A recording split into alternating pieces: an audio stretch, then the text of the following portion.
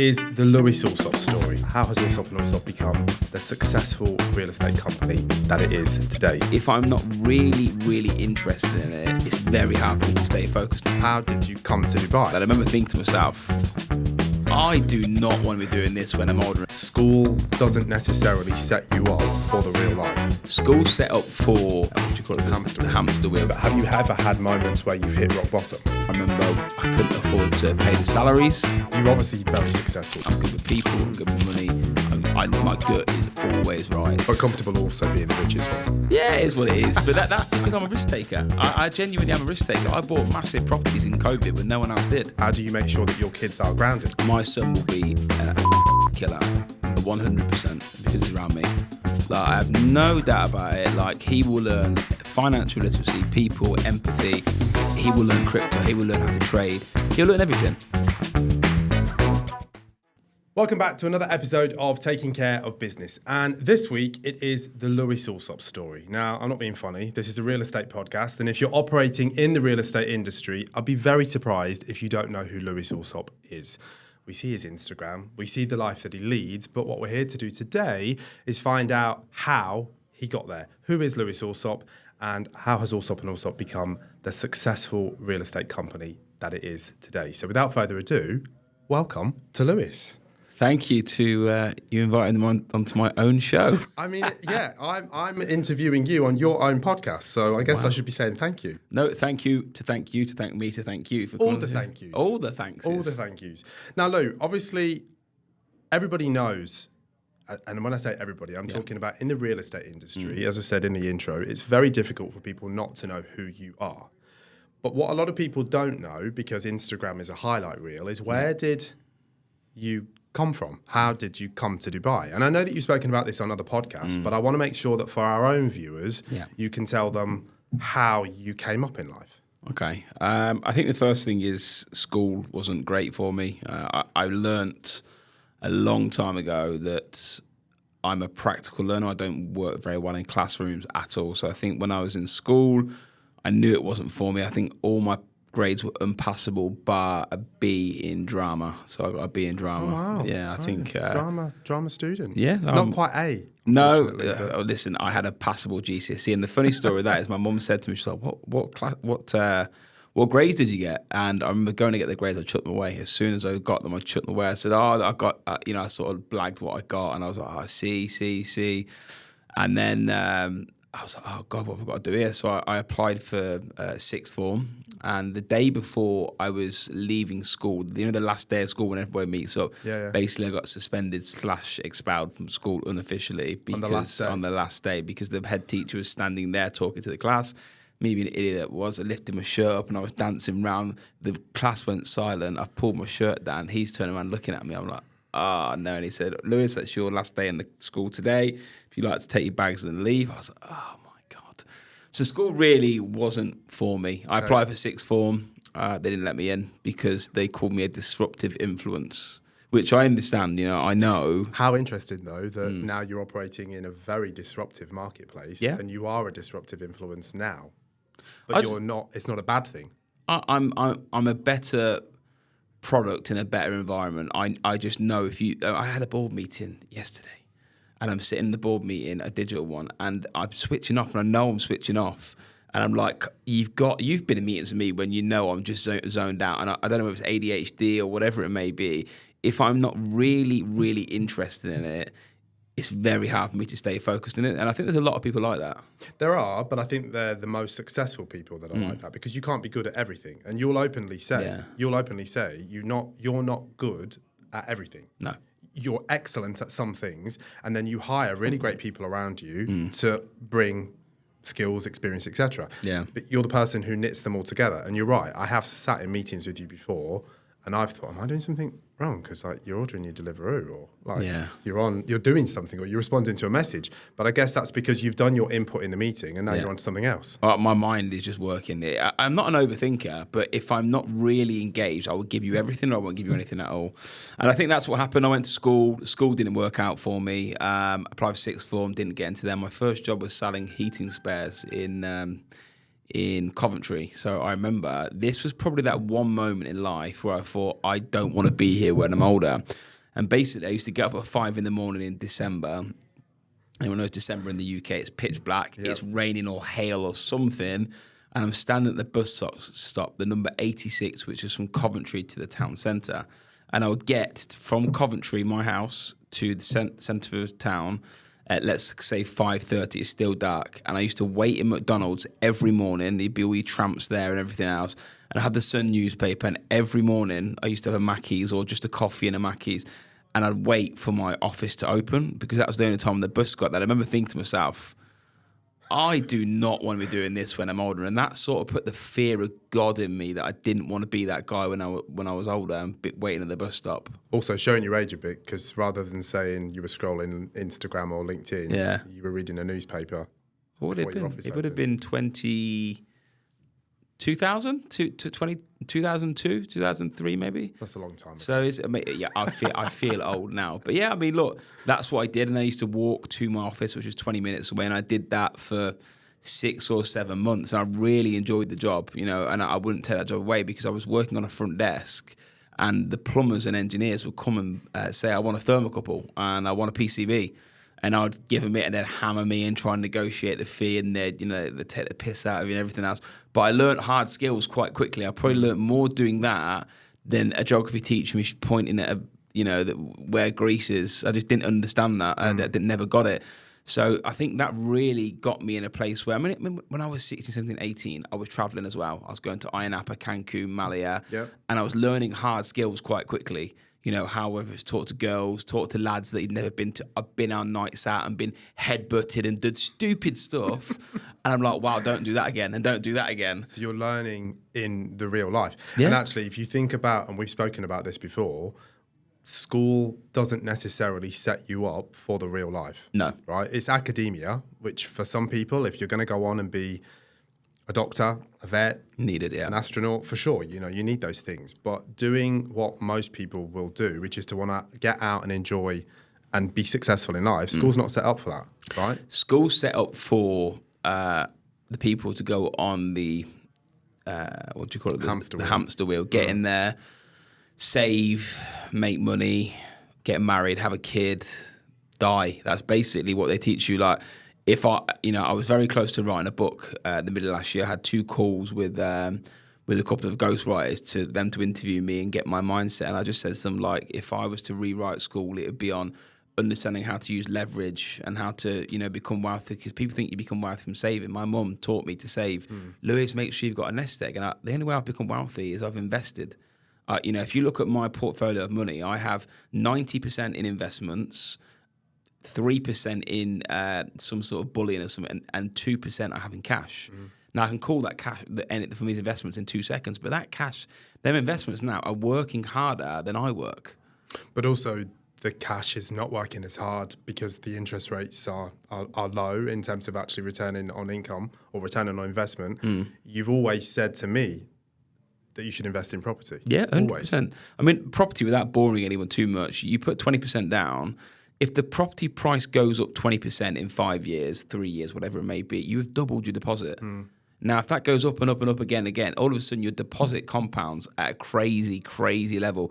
I bought some Dogecoin last week and I put it on my Instagram. Saw that. And because Trump's gone into presidency, Dogecoin's gone up 120%. Now, that is like, if Bitcoin did that, the world would explode. Everybody got, but Bitcoin's gone up 20% this week, and everybody's going, Bitcoin, the bull market. Dogecoin's gone up 100%. Now, if property went up 100%, if that did happen, your property doubled, it'd be 400% because you put 20% deposit down and you're getting the value on the money. So I would love to teach people in school what I think is important. What's important to me is financial literacy, taxation, understanding people and people's mindsets, understanding what empathy is. I never understood what empathy was and trying to read a room. I would know what to say in a room now with certain people. Yeah. And I'd know when not to say something. And I didn't know that when I was 18. But that's through doing things and failing, right? As you said. Exactly. Not necessarily just the headbutt situation when you were in Ayia Napa. The headbutt thing, by the way, there is a story to that. Okay. One of my friends ordered drinks. So €100 worth of drinks, lined the drinks up at the bar. Now, I'm not under any circumstance an aggro guy or anything. And this lad from Coventry that was in Iron Apamalia says, you ordered these drinks, you mate. And I said, mate, I didn't order the drinks. And I couldn't hear the guy. And I went, look, let's go outside and talk. Yeah, no problems. Gone outside. He went, you want to talk? Bang. And the lesson I learned from that, don't tell anybody, do you want to go outside and talk? Because that don't mean do you want to go outside and talk. Have a fight. Basically, so these hard lessons I've learned, honestly, and I've learned them along the way. And I'm happy they all happen because when they happen, it's a bit like touching the electric fence. You don't do it again. Yeah. And I think that all these things in business and life that I've learned along the way, I'm happy for them to happen. Set you up for what you've got now. Yeah, definitely. So then, if we just do a very quick synopsis, you were naughty at school, you had success in some early jobs but didn't really enjoy it, and then we arrive at real estate. Yeah. Let's just take it from there. Real estate, I was working for a company called Newman Estate Agent, still speak to the owner now, Sean Newman. Visionary guy, you know, if you go back 20 years ago when this was, he had an office like we have now. He didn't go high street. He built a massive warehouse, brought people into there, and there was a super hub, very similar to this. And I was there for about a year. I was one of their top negotiators, which is the guy that does the viewings.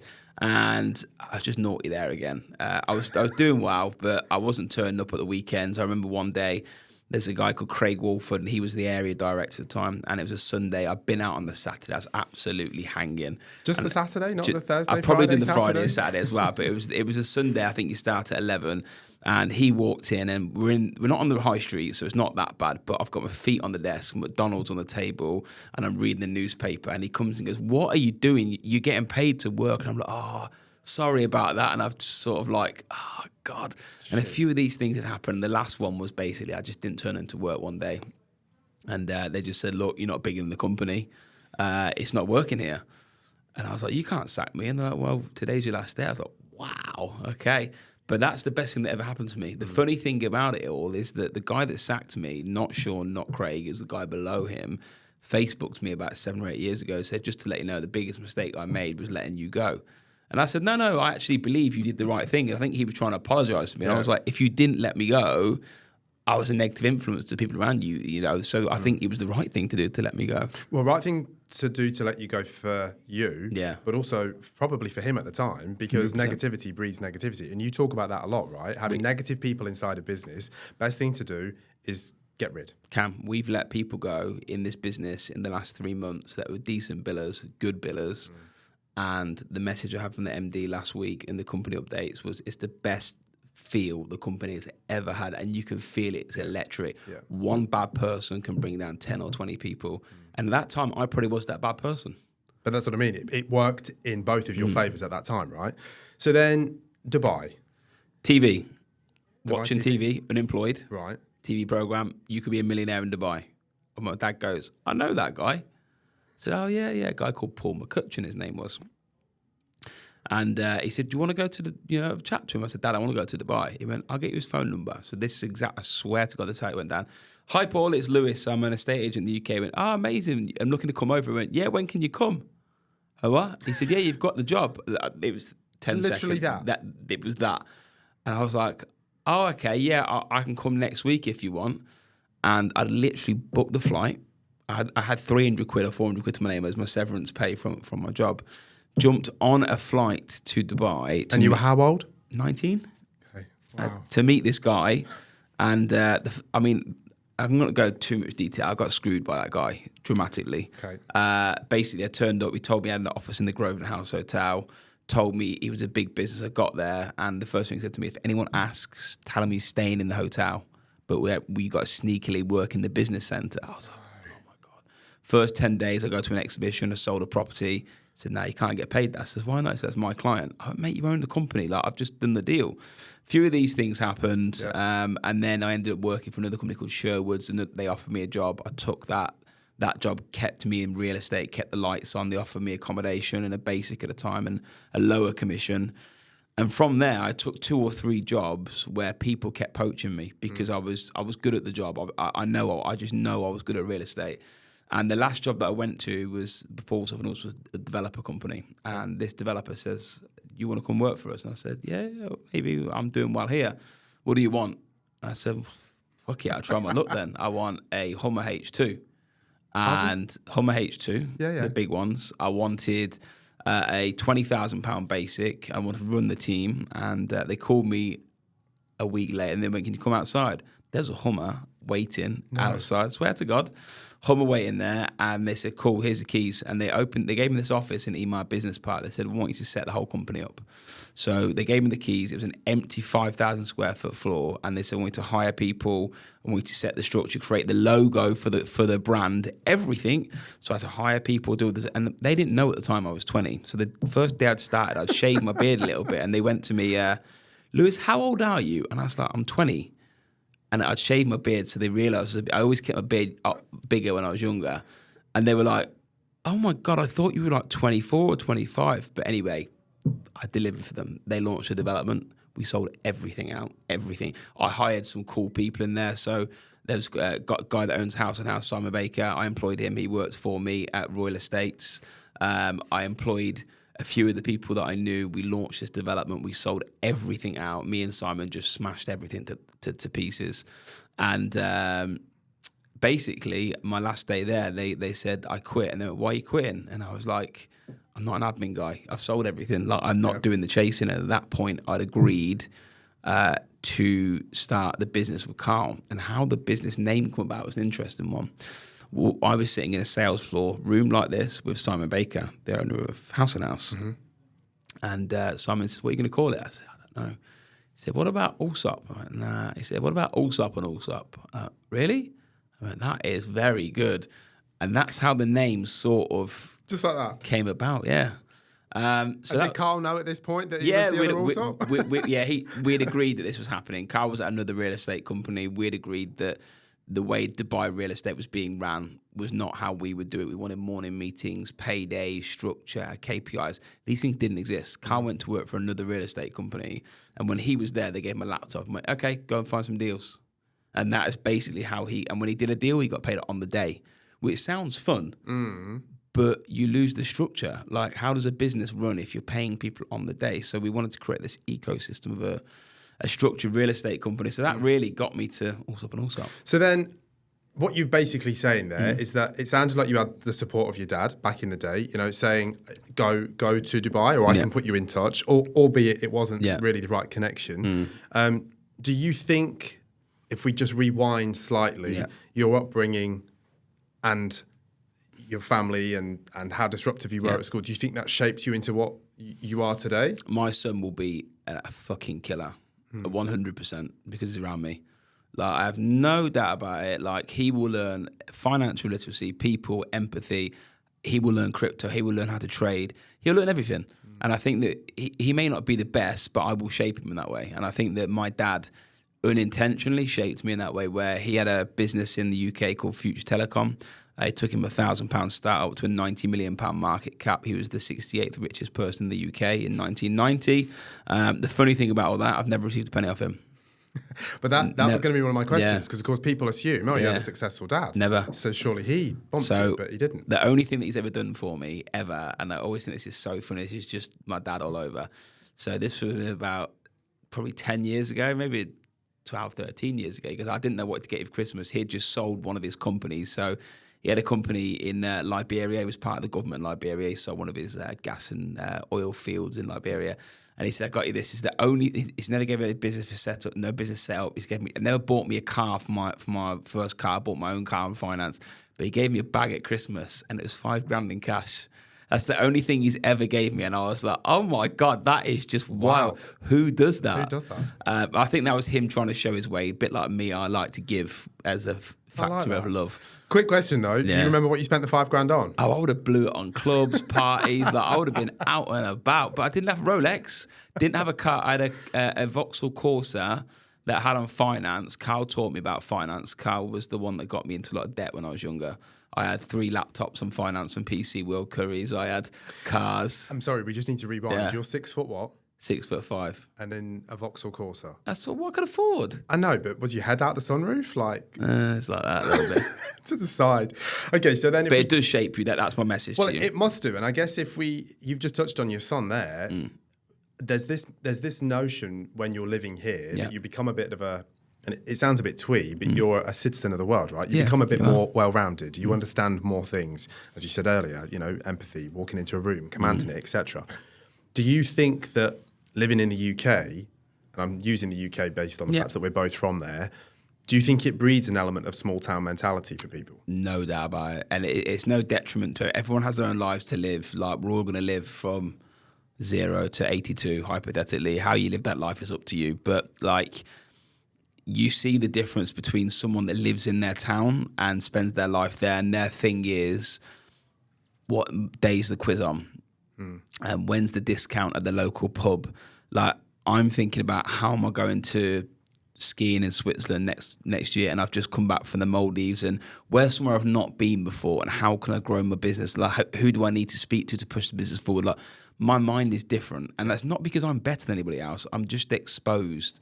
I mean, you use like our videographer Rami that we recently hired, and if you look at that guy, like, being around him, we're learning better videography, and we're learning, and I've just seen one of our videos that we've done, and you've seen we're pushing in a different angle. I'd never learn that and never understand it if we weren't around better videographers. So I just think that if you want to get better in life, you have to put and expose yourself to brilliance, but not everyone's comfortable being the thickest person in the room. I am.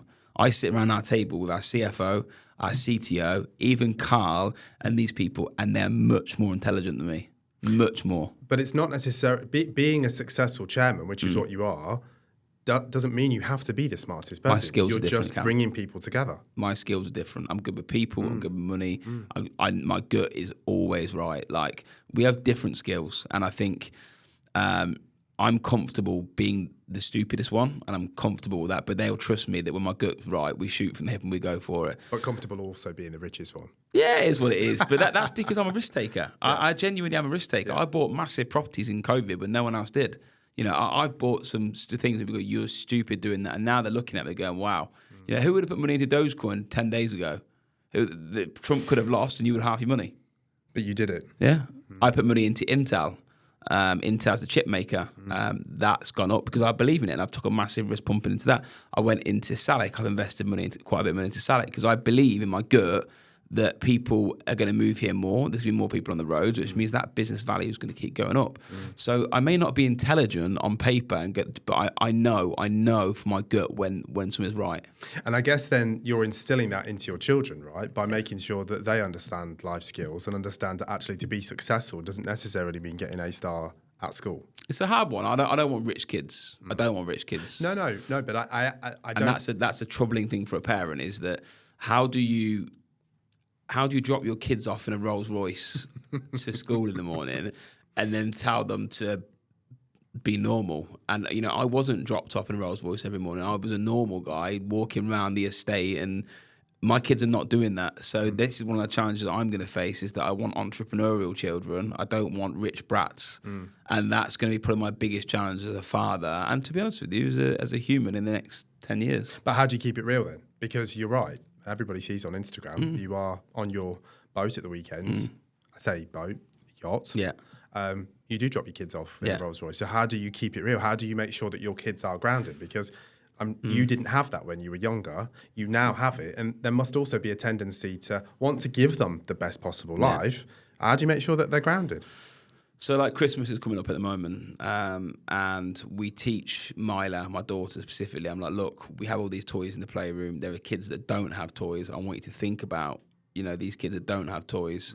Santa's coming. How do you want to move, make sure these kids... And she come yesterday and she's like, Daddy, I'm giving away half a room of toys. There's other kids that can have it. So there's things that I'm trying to instill into her, that you're lucky, but not everyone is built this way, and we might not always be that way. So I'm trying everything in my possible being to show them what empathy is. I've had Georgia, my wife, get a video of the kids in Africa that are starving, and we'd be like, don't you dare chuck that food on the floor. This is what else is out there. And they'll be like, oh my God. So it's a tough juggle, but like, I believe you can mold people. Let me ask you this. You're obviously very successful, and Stop you are. it. No, you are. Stop you are. it. You are. And there will be a lot of people that will look up to you, but there will also be a lot of people that will think, well, actually, is what you see on Instagram actually a reality? Now, as somebody that's worked with you for the last 8.5 years, I know it is a reality. But how do you make sure that your content online is engaging, which it is, but it's also not two fingers up? Because we spoke about this a couple of weeks ago. It's all about, in your words, storytelling, right? You've just obviously told us your story then. Would you say to the people that are out there that do question Instagram versus reality, is it real? I think the key to social media in today's world is being authentic. I think there's so many people that are full of shit. Yeah. Like, if I wasn't happy on social media, trust me, you'd know. You'd know, because it would come off me. Like, everything I post is me. Like, you see, I don't hide from it. I play FIFA at the weekend. I like chilling with my family. I don't really drink a lot anymore, but when I do go out, I'm a bit of a wild child. I love work. Like, I love my friends, but I've got my hobbies, and I don't hide away from what I am. And I think people resonate with that. Like, I get people messaging me all the time, and they're like, I find your account really interesting because one day you're in the office and you're absolutely smashing it, but the next day you're on Call of Duty, like shooting zombies in there. And I'm like, well, and they'll be like, that's what I do. Like, if you look at like Wayne Rooney and these people, you'll see them now, and I think their PR agency say, look, be more real, because let's just take computer gaming as an example. People used to hide away from doing that. Okay, and they're like, oh, don't do that anymore. I've just seen Logan Paul. He's gone over to wherever he's gone, India, I think, to go and launch his new Lunchables. And he's sitting there playing his PlayStation or whatever and things like that. And the people relate to it. Go, I'll do that.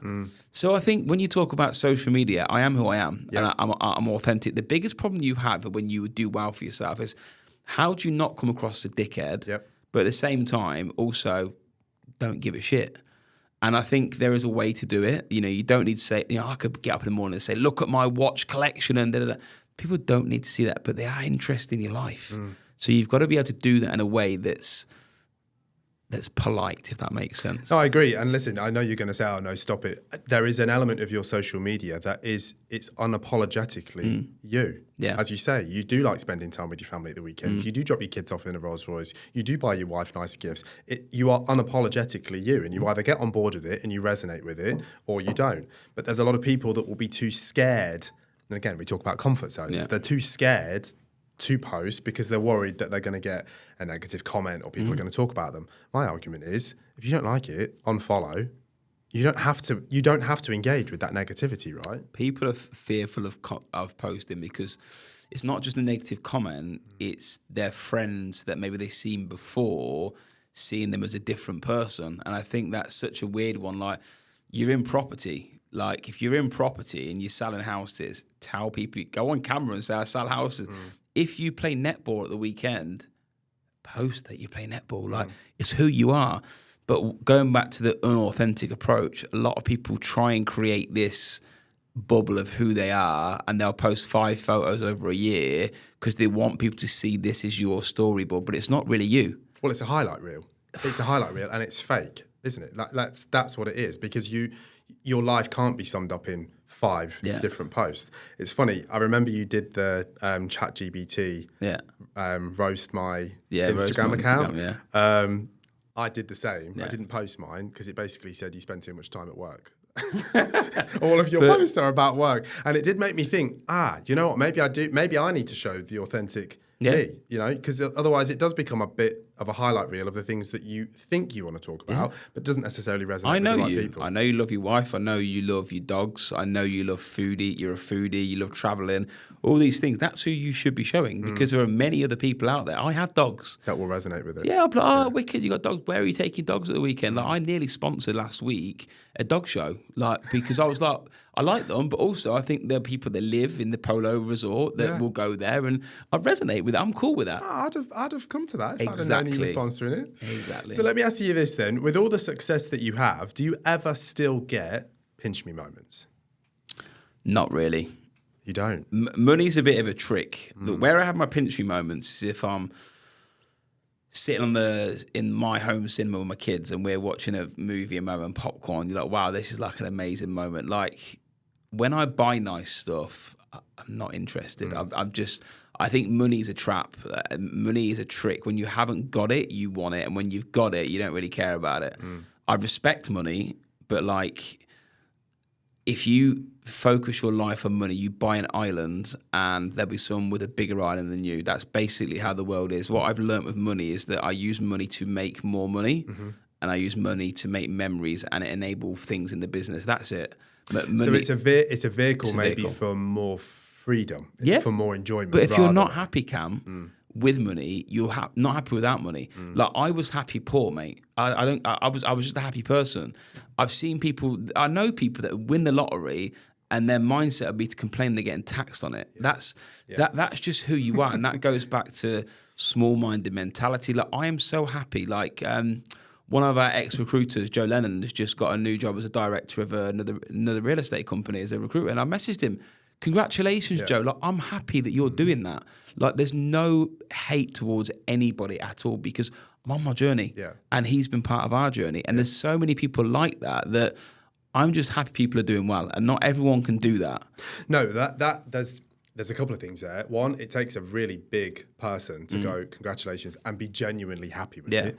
But two, some people will just skip by it. But why do you think that I'm happy? Why do you think that I'm saying that to him? Two reasons. You've just said it. He's been part of our journey. Yeah. And actually, we spoke about this before, but I use this term a lot. All roads lead to Allsopp and Allsopp. Yeah. And what I mean by that is, with the number of people that I've hired personally, we're over 1,000. Yeah. Not all of them work for Allsopp and Allsopp still. So if they'll join us, they'll be part of our journey. We'll get what we need from them. They'll get what they need from us. And then naturally, they'll either move on or they'll stay or whatever. You can't be unhappy with somebody going on and progressing in their life. But that's where people will try and tear other people down, because they're not unhappy in their own lives. So the owner of Strada Real Estate, another guy, Gary Allen, just retired his mum.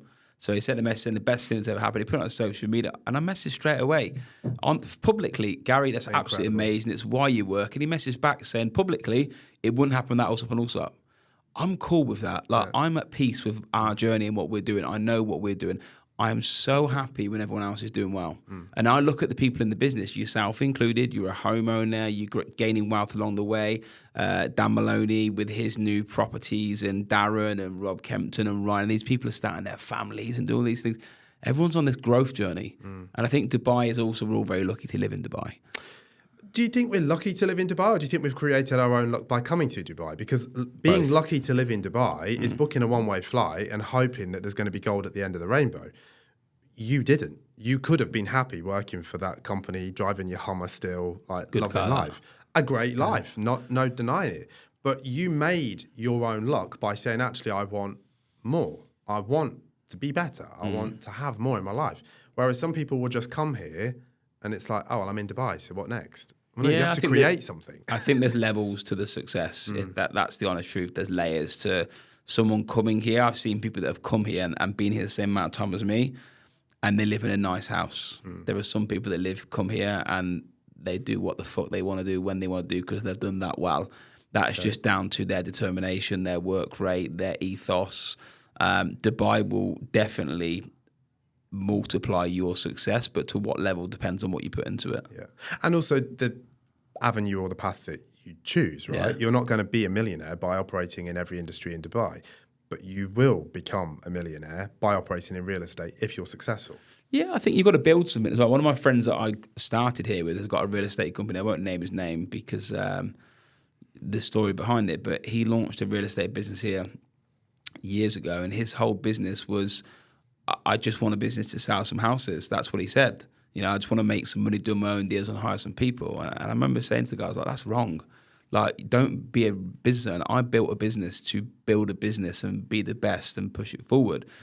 And if you take them two case studies now, is that I know I'm financially so much better off than this person, like wildly, because I've built something along the way. And it just depends what type of person. Where he was the type of person that was semi-okay to settle and just want to do some deals. But I don't think that's necessarily wrong for him to want to do that. You've just chosen a path which is to make yourself wealthy and make others around you wealthy, which you have no secret in saying. You want the people that work with you closely to be wealthier. I'm just all in, Cam. I'm all in on Dubai. I'm all in on success.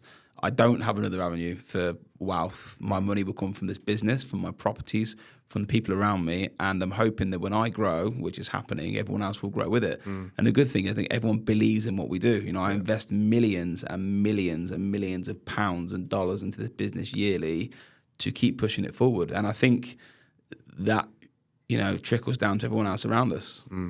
So let me ask you this. Have you, and I think I already know this, but have you ever had moments where you've hit rock bottom? Because we can spend the rest of this podcast talking about how successful you are. We know. Yeah. I won't ask you how rich you are because you won't tell me, but, well, maybe you will. Will you? Nah. We'll save that for off the record. But there will also be some people that will want to resonate with you on that, okay, so you hit rock bottom. How did you then get back up? I think for anybody that hits rock bottom, and I have hit rock bottom a few times, you got to bounce back. There's no secret formula to it. It's the Rocky saying, isn't it? You know, it's not how hard you get hit, it's how hard you can get up and keep moving forward. And I've actually got it printed on my wall in my gym because everybody in life has the roller coaster moments, the ups and the downs. You can't. If you always have good weeks, you'll never appreciate the good weeks when they come. You've got to have a bad week to appreciate the good week. Yep. I mean, last week we broke our record for the best week we've ever had in history, but 2 weeks before I was kicking off the MD going, the numbers not where they need to be. So like I had the highs and I'm this being going, where are we going to be? Like, that's the emotion of having a life. So moments I've had, I mean, when we set the business up, I remember I couldn't afford to pay the salaries. And these people that I knew really well, and it was a choice of either selling my Range Rover that night or doing a deal that day. I ended up staying till 10 o'clock at night, doing a deal, getting the salaries paid. I once had a labour case put against the company, and this was the first year we were in the business, completely falsified. The person who ever did it obviously knew people quite well, blocked all our visa applications, couldn't hire anybody else. All the staff had left, gone to the company, and I couldn't hire anybody. And I was like, I'm literally like handcuffed. Like, what do I do in this scenario? And I've had a few of these moments, but you find a way around. You always find a way to bounce back. So it's bounce back ability and your ability to bounce back, basically. You've got to become bulletproof. In my head, if I lose a deal and I'm an agent, my mind says, oh my God, the seller's backed out deal. The only thing I'm thinking is, right, I've got a hot buyer. Yep. That's how my mind works. Yep. Like, I'm just drilled that way. And I think that's whether it's because Carl says, you always sometimes be like, you know, you got this blue sky and flowers approach. I have. Because it'll always work out, and I'm just built to be that way. So no, I've had many of them moments. Like I could tell you more, like so many, but it's relationships, friends, people. I've had best friend scream. I've had a sales director 10, 15 years ago go into a sales room I wasn't in and say, there's no company here for you guys. I'm just starting a new company. So if you want to come and join it, this is the company. And I was in the room next door not knowing this is happening. No. They all left. And this was the visa situation that I'm talking about. I've had so many of these moments where you just go, what is going on? But never once have I said, like, that's enough. The only thing is, how do I do the next day better? How do I push forward again? Well, what doesn't kill you makes you stronger, right? You can't kill me. So then, unkillable. What's next then for you, for Allsopp and Allsopp? So there's been, you know, I've had people come to me, am I going to go to a VC, venture capitalist, to go and get a developer in, to be a business partners? Are we going to hit the stock exchange? That's one of my dreams when I was younger, to go down that route. You see Foxtons in the UK and you see they had a public listed company entity. We're not a million miles away from Foxtons. You know how much I love Foxtons. I'll talk about it openly. Yeah. I went to their Chiswick head office. I've been with Guy Gittins to see, met these guys and see how they operate. I just want to keep doing what we're doing, and I want to keep doing it better. If you look at the structure of the business now, we invest so much money into really senior people. We've got chief tech officers, chief finance officers, we've got directors of recruitment, down to the chief people officer, but then to Dan Maloney's new promotion where he's the chief revenue and output. Revenue and growth. Revenue and growth. Director. We've got all these different, where we're all pushing the same direction. If I was to tell you what my goal is, it's to keep taking market share in Dubai. I think we're in the best city in the world, in probably the best economy in the world, and I want to make sure that we are the best real estate company in that city. It's difficult, isn't it? Because people think, oh, you're the number one, or you've already been successful. Some people's mentality will be to plateau. It's okay, we've been successful. I've got what I need. I'm fine. I'm happy. Your mentality is, and it's the same with Carl, you're not ungrateful, but you're not happy. I'm not satisfied. I'm not satisfied because the reality is everyone else is getting better around you, and they are. And but when they get better, it forces you to level up because you've always got to stay ahead. That's the entrepreneurial. You go to a UK estate agency and you go on the high street in Coventry, every one of them high streets has got a 50 or 60-year-old nan on there that's collecting a lead that walks in. Here, you have to push and drive. And I think that makes a better business. All I'm ever thinking about is how do I speed up a transaction? How do I get more leads? How do I bring in better staff like from the marketplace? How do I open new divisions? Like, all I'm thinking about is growth. And when I'm thinking that way at the top, what that does, the trickle-down effect to everybody else, they grow with you. Yeah. So not everyone. If you look at a lot of companies, Cam, the honest truth is a lot of these companies are built off a business model we started, and they're using a 10-year-old business model. But that doesn't mean that it's going to be the same business. We're not the same business 3 years ago. No, but that's what I said earlier on, right? All roads lead to Allsopp and Allsopp. And I do genuinely believe that because whilst we've got other agencies emulating, or at least trying to emulate, and doing a good job, by the way. Shout out to them. Some of them are for sure. The saying goes, imitation is the highest form of flattery. But whilst you're focusing on being Allsopp and Allsopp 3, 5, 10 years ago, we're already onto something else, and that's what people forget. Well, you see now, like we've got, Reformer Pilates in here this morning, and we've got, we were doing the Pilates event last week, and we've got the steps and calories challenge, which goes around the whole office and the screens. We've got partnerships with Mantra. We're tying up with all these wicked local brands. I've got some amazing podcast guests coming. I've just had Tony Truman from the Ocean Beach confirmed. We've got really big people from DIFC. You've got some amazing people coming in, and I think that all we're doing is building momentum for all these local brands and businesses here that want to work with us, and we're just pushing forward. And we're also surrounding ourselves with other successful local businesses, exactly, right, which I think is important. So what do you say to people when they say Dubai's becoming too crowded? It is. Fair. Look, I've been here when Dubai's emptied. 2008, people jumping on planes and going. And I was like, oh my God, how are you going to sell houses in this market? Like, imagine trying to sell a house to anybody that's only just being a broker. When the market's going down and you're begging a buyer to do a viewing, you need to come and view this unit. This seller will take a cheap offer and you're like, please come and view it. It's the opposite now, isn't it? You're like, mate, I can't take you. We've got 15 viewings lined up. I don't have that property. It's gone. It's sold. It's already sold, yeah. So, how do I look at the over supply of people in Dubai? There is more people than there should be here at the moment. That is the case because the roads show it, the traffic. It's just a nightmare driving anywhere. But I'm thankful because if you're a real estate agent, every person is a tenant and landlord. But let me tell you now, if you own a clothes brand, every person is a client. If you own a bank, every person is banking with somebody. So, beautician, barbers, you name it, everybody is doing well from it. You could launch any business in this booming economy, and you should be able to do okay at best off of it. So, Dubai is definitely overcrowded, but they're building roads and growing outwards and creating I don't know if you've seen the Palm Jeb Lally recently. Yeah. So, have you seen what's next to the Palm Jeb Lally? So I watched a video from another real estate company, and they went, have you seen that? And they went, yeah, we've seen it. So you've got the Palm Jeb Lally, but next to the Palm Jeb Lally, right in front of it, they've got a massive, massive marina. And they're like, there's Marina 2.0. Okay. It's 2 or 3 times the size of Dubai Marina.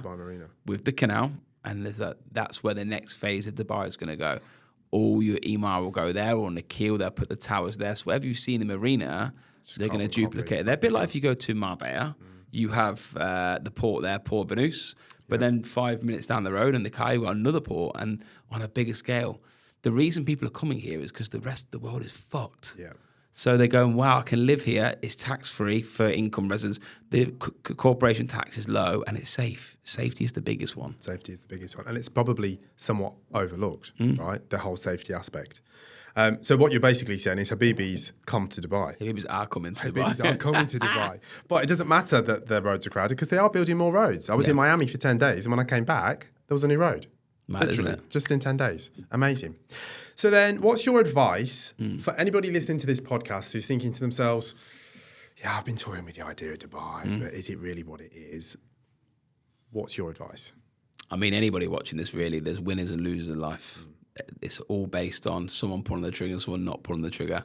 There are people that will be 60 years old and say, I nearly went to Dubai, 20 years ago and they didn't do it. And there's going to be people that they're going to hate on them because they're going to see them on Instagram and they're going to be on their private jet or their home on the beach with their kids. I mean, I'm not naive about this. I go to the weekend and I'm sitting on the beach with my kids and I'm sitting there going, I'm grateful for these moments. Like, it's free to be on the beach. Yes, okay, I'm a resident of that hotel. Yeah. But it's free to be, and I'm sitting there, my kids are safe, the good people around them. There are people that will see that story and they will go, this guy's a dickhead and he's a show off and this and that. Them people are the ones that should have went to Dubai 20 years ago, and this ate them up so much. They're sour with it. But I don't understand it unless you've got family ties there, as in like you've got an ill parent or something and you want to look after them. You should be jumping on a flight to the best economy in the world if you want the best life. Yeah. But then the argument would be if they don't, because they don't want to go out of their comfort zone, then they don't want a better life for themselves as much as what they say they do. They do want it, they won't action it. That's where it all comes down to. You ask it, line 100 people up today, they'll all say, do you want to be a millionaire? Yes, I do. The ones that say no, and there will be people, is the people that don't have the mindset to actually want to do it. It's just that drive and determination. Everyone wants more money. If you said to every fat person in the room, would you like a six-pack? Everyone wants a six-pack if you can if you could just get away with it. But not everyone wants to do the gym and everything. That's life. That's how life works. There are winners and there's losers. And the winners make it happen. They the do. losers let it happen. Very true. So then let's turn our attention to what we're going to be doing next week. Our first ever interactive webinar series hosted by you. And you. And me. Yeah. What is it for? Who is it for?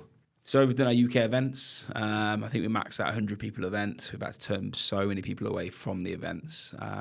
And honestly, I wish I could show you my LinkedIn and Instagram. I'm bombarded messages saying I'm thinking about coming to Dubai, So we want to host an event where we just talk about what it's like to live here. You know, I did a video before talking about fees in the UK, which I'll just reiterate now. So I wanted you to, so that's good. Yeah, point. no, I'll great, just go for so if you're a UK estate agent, this is one of the things we're going to come on the webinar and talk about. You sell a house for £500,000, your fee is 1%, so you make £5,000. Out of that £5,000, you get 10% if you're lucky, sometimes 8%. Yeah. Let's call it 10 for hypothetical purposes. You make £500. You're taxed 40% of that. So you're probably going to net £300 out of your £500,000 sale. You go to Dubai and do that. You do a £500,000 sale. You get 4% commission every time. With our average fee across the board for this year is 3.91%. Let's call it 4%. We make £20,000 for that sale. Off that one sale alone, we make £10,000. You pay no tax as an agent. You pay no income tax.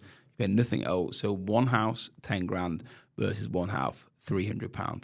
I will never understand if you're a real estate agent listening to this going, oh yeah, I'm going to defend it somehow. There is no defense. The Dubai is set up for that. And the other thing that's interesting, in fact, Mohammed Al-Abbas said last week, Dubai as a city has sold more properties in GDP, property income into the city than the whole of the United Kingdom.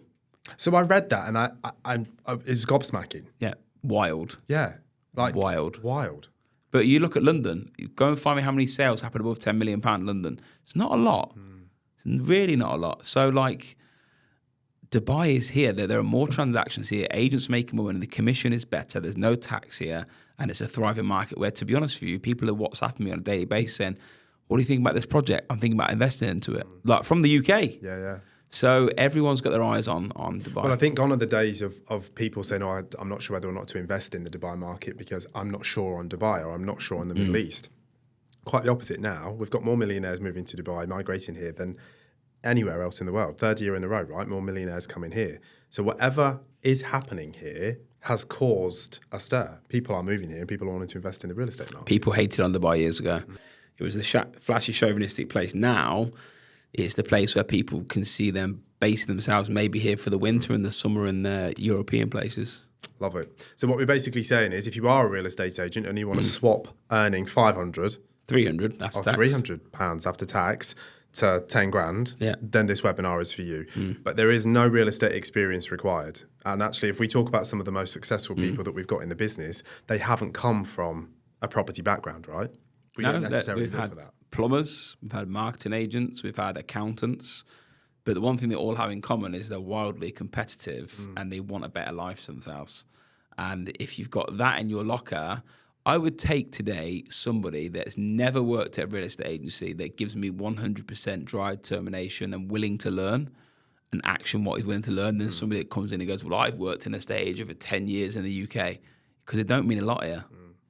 Well, it's you say it a lot, but it's personality over paper. And I think if we actually add another level, a lot of the things you talk about, if you just dumb it right down, you basically follow through. Yeah. You say you're going to do something, and you follow through with it. Yeah. And a lot of the time, people will say, a fat person will say, oh, yeah, I want a six-pack. But you're not going to follow through and get that six-pack. Yeah. What you're saying is you want Allsopp and Allsopp to continue to be the best. Yeah. So you will follow through and make sure that happens. Cam, I climbed Kilimanjaro about 10 years ago. When I climbed Kilimanjaro, I hadn't trained for it. I was playing football, 11 aside, 2 or 3 days a week.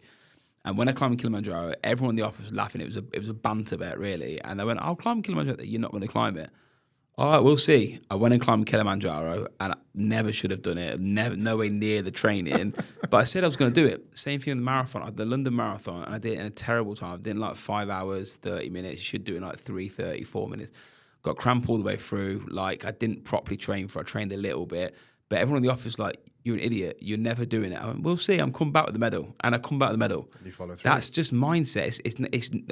I physically, there's no way I should have done that. But I was not going to lose. That's just how I'm built. And I'm trying to find them people that have that same mindset. And that's very hard. But it's mindset that you can't necessarily... You've either got it or you haven't. Do you think mindset can be learned? It can. In the right environment? But I also think people in today's environment are a little bit soft in terms of like how they're brought up. You can't say certain things, you can't do certain things. And people get butthurt if you say things like my generation, I sound old saying this, is, you know, you step out of line, you get a whack on the ass. Yeah. And I think metaphorically, I don't think that is in today's world. It's not well, I say it's not appropriate. It probably should be. In my house it is. I love it. Well, maybe let's leave it there. Yeah. And I'll say this, Lewis, thank you. It's been an absolute pleasure. As I say, for me interviewing you on your own podcast.